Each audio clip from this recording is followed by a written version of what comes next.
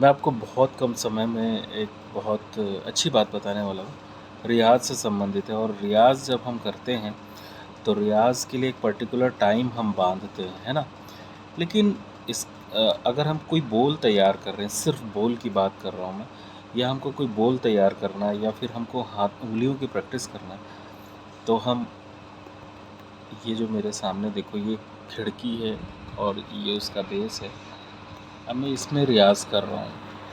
रियाज़ तो नहीं बोलना चाहिए, मतलब मैं ऐसे ही प्रैक्टिस कर रहा हूँ, मैं अपने उँगलियों की तैयारी कर रहा हूँ।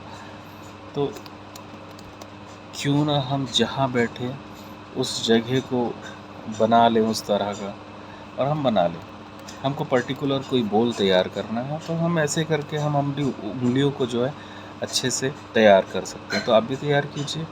बस यही था आज के लिए वीडियो में, ये एक छोटा सा इन्फॉर्मेशन थी। धन्यवाद।